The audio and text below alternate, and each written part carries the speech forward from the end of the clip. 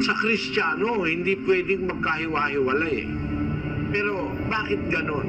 Kung titignan mo sa buong mundo, mahigit na 100 ang Baptist Church. Bakit nagkaganon? Iba-iba sila ng leader, iba-iba sila ng paniniwala. Ganon din yung Katoliko, no? Dati magkasama ang Katoliko at saka yung Church of England. Nung hindi magkasundo yung mga taga-Inglaterra, humiwalay sila sa Katoliko. Meron pang isang humiwala, yung mga tinatawag ngayon na Orthodox Catholicism. May kanya-kanyang gusto. Ayaw sumunod sa gusto ng Diyos. Ang gusto ng Katoliko, merong ribulto, yung mga santo. Ang gusto ng Orthodox, walang santo, walang estatwa. Gusto nila retrato lang. Isang maliit lang na punto, naghiwalay na. Ganon din yung Protestante. Nang humiwalay sa Katoliko, ang Protestantismo. Si Martin Lutero ang nag-umpisa ng Protestantism. Tutol siya sa ginagawa ng Papa sa Roma na nagbebenta ng kapatawaran. 41 bagay ang ipinapabawi ng Papa sa kanya. Hindi niya binawi. Sumulat ngayon yung Papa na sabi, bawiin mo. Hindi binawi. Sinindihan niya yung sulat. Tapos ay nagdeklara siya na laban siya doon sa mga ginagawa ng mga Katoliko. Bagaman dati siyang paring Katoliko. Para lang yung ating mga pari dito sa Pilipinas. Nung galitan ng mga prailing pari na sumakop sa atin. Bagaman sila pari ring Katoliko, siguro meron sila nakikita hindi tama. Sasalita sila ng hindi nila gusto. Pinatay yung 3 pari una, yung Gombursa, Padre Gomez, Burgos at Zamora. Tapos meron pa sa Cavite, yung tinatawag na 13 Martires. Martir na pinapatay ng gobyerno Espanyol na Katoliko sa Pilipinas.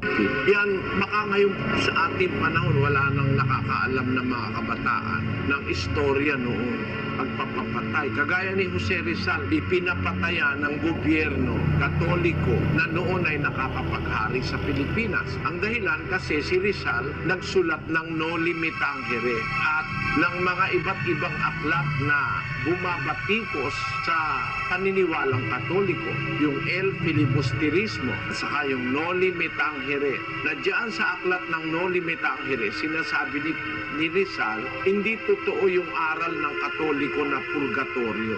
Kaya nakagalitan siya ng mga pari. Ganyan ang mga nangyayari. Kaya ang mga relihiyon, hindi pwedeng magkaisa-isa talaga. Meron tao, ayaw talaga ng totoo. Gusto nila yung hindi tama. Gusto nila yung mali. Yung matamis, yun ang sa kanila ay mapait. Yung mabuti, yun ang masama sa kanila. Yung dilim, yun ang sa kanila ay maliwanag. Baliktad. Paano mo ngayon yun kukumbinsihin? Pagkaisa, doon sa talagang liwanag. Ang para sa kanila, yung liwanag, yun dilim. Dapat mong luluhuran ang buong Diyos lamang. Lumuluhod ka sa elepante, niluluhuran bato, niluluhuran kahoy.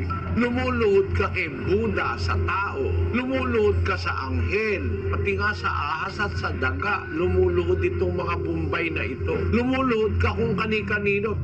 Lumuluhod ka sa baka. Imbis na ka, niluluhuran. Ang baka binigay ng Diyos para kainin ng tao, makatulong ng tao, maging pagkain. Ang ginawa nitong mga Bombay na ito, na mga Hindong ito, may sinamba ba naman yung baka?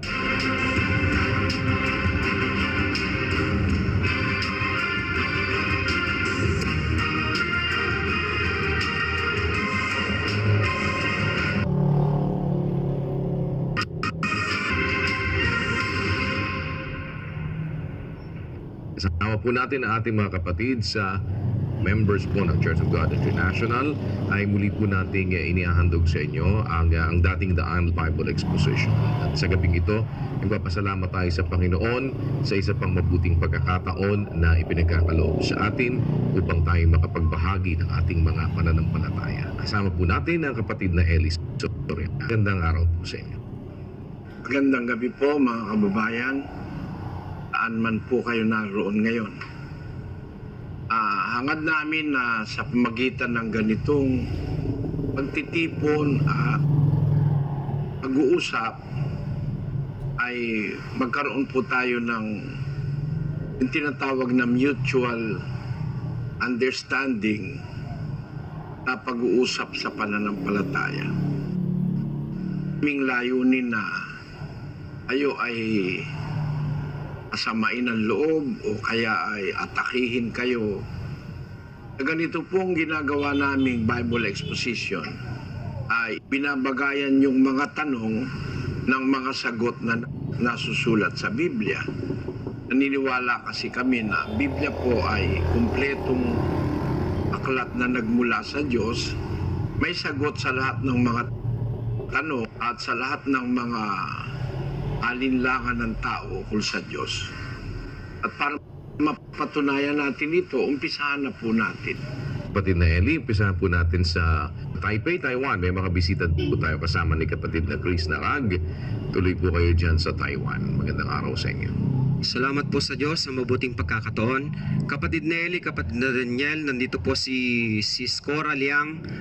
Siya po ay Roman Catholic. Narito po ang kanyang katanungan.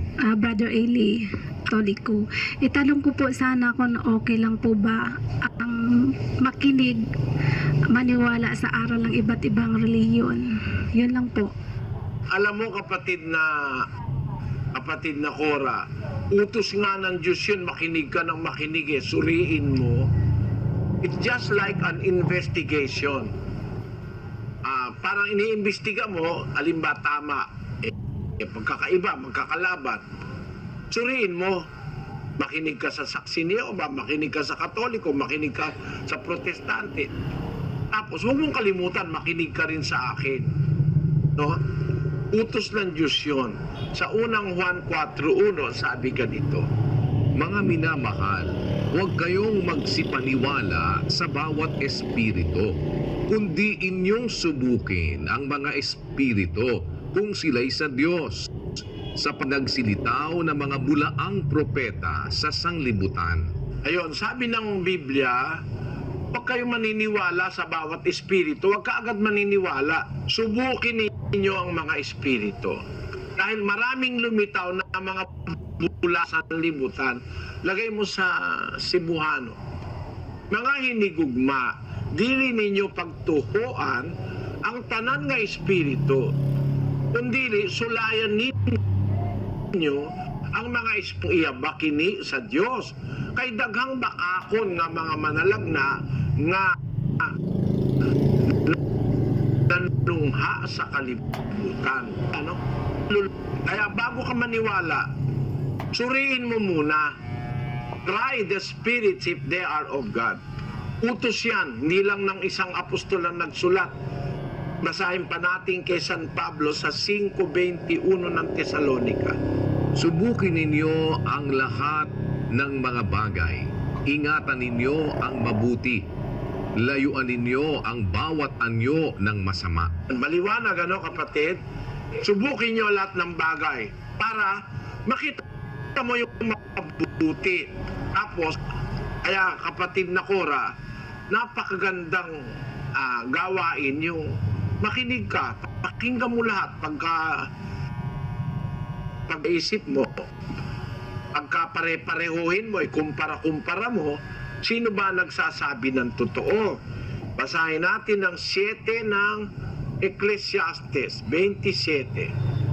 Narito, ito'y aking nasumpungan, sabi ng mangangaral, na iniaagapay ang isang bagay sa iba upang matagpuan ang kadahilanan. Iaagapay mo. Para halimbawa, lalabang ka sa matid na Cora, no? Itatabi ka nila sa ibang babae. Pagtatabi-tabihin kayo, titingnan ang mga ngiti nyo, titingnan yung mga pose nyo, titingnan yung mga sinusukatan pa nga, pati bewang, pati breast, pati yung abdomen, etc. Pinagkukumpa-kumpara kung sino talaga yung papasa sa standard ng judges. Yun ang tatanghaling Miss Universe. Kagaya kababayan natin. Nung araw si Gloria Diaz, tapos si Margarita Moran, Pilipina rin yan, naging Miss Universe din yan. Ngayon, meron tayong bagong Miss Universe noong 2018, si Catriona Gray, Miss Universe din. Yan, bago tinanghal na Miss Universe, pinagtabi-tabi muna sila yan, mas maganda yan, puro maganda. Ang mga relihiyon, tabi mo, ang papangit nung iba lukuhan dayaan. May mga relihiyon na kampi-kampi, ang papangit Pero kahit na pangit, kasi naman, ako pangit din naman ang itsura ko pero yung aral ko, sa Biblia yun. Hindi pangit yun. Binabasa ko sa Biblia yun. Ngayon, kung ang pag-uusapan natin, aral, pagtabi-tabihin mo yung aral. Huwag mong pansinin yung paninira. Ang pansinin mo yung aral nila. Tama ba na si Kristo tao lang? Pagkukumparahin mo yung aral para makita mo ang totoo. Kaya doon sa tanong mo, diba, inimbitahan ka namin, punta ka, kapatid. At maligaya kami pag naimbitahan ka namin. Inimbitahan ka nila, punta ka rin sa kanila. Pagkumparahin mo yung maririnig mo, doon ka makakarating sa pagsusuri.